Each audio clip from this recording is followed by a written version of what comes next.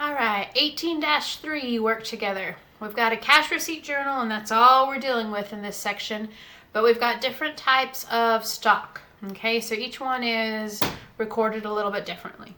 So on June 1st, we sold 6,000 shares of $10 par value common stock at par value of $60,000, receipt 258. Okay, so a little bit of math up here, simple math. 6,000 times 10 is $60,000. That one is pretty straightforward. There's nothing too crazy about it. So we're going to come down into our cash receipt journal, and on June 1st, we are going to have an account that is called Capital Stock Common, okay, and you could have common or preferred stock, all right?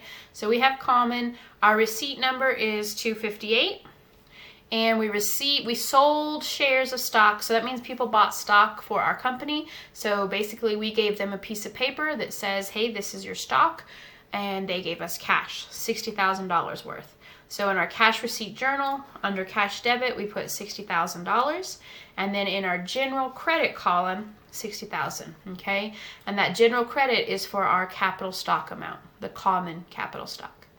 All right, so pretty straightforward. Sold shares, what's their value? The amount of cash we got is the debit. The credit goes into capital stock.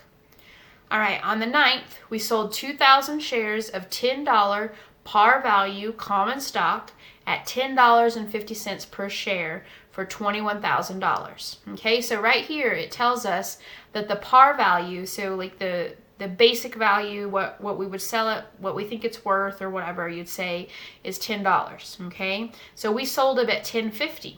So we sold it for a little bit more than the par value, okay? What we initially said this stock was worth.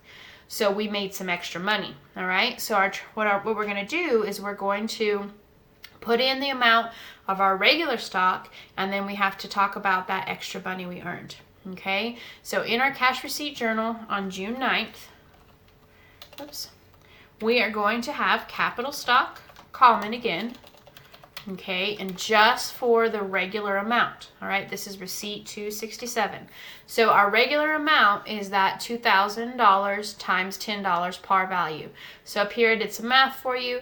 2,000 times 10 is $20,000, okay? So our regular amount is $20,000, but we know we got $21,000 worth. Okay, so our cash debit is $21,000. So the difference between $21,000 and $20,000 is that $1,000. You could also do the difference between $10 par value and $10.50 is what we sold. So that's 50 cents extra per share.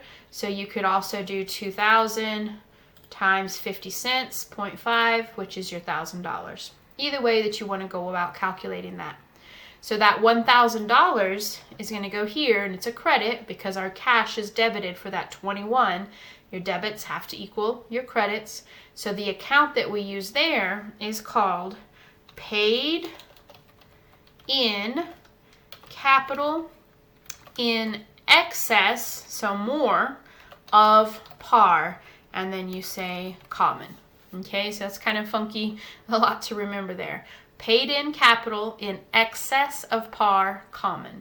So the value of the extra money went into our capital account, kind of, okay? So it's just extra money into our business, and it was par, it was in excess of par common stock.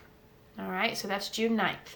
So as always, make sure your debits, 21,000, equal your credits. 20 plus 1 is 21,000. All right, next up, June 22nd, we issued 500 shares of 5% $60 par value preferred stock at par value for $30,000. Okay, 500 times $60 per share is $30,000. So this is one that's pretty straightforward. So on June 22nd, our account this time is going to be capital stock, but instead of common, you put preferred. Okay, our receipt number is 289, and we got $30,000. And then your credit goes to $30,000 also, general. Okay, cash debit, we sold shares for $30,000. So our cash increased by $30,000. And the amount of capital stock that we have, credit, is $30,000. All right, last one, June 30th.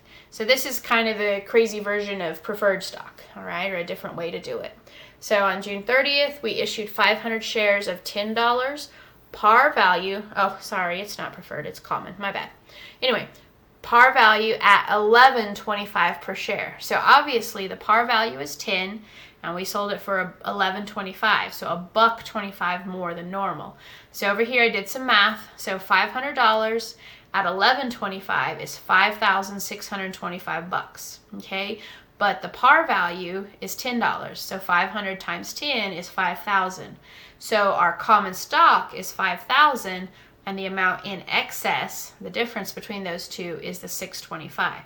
Okay, so our transaction is going to look like on June 30th. All right, our capital stock, and again, it's back to common.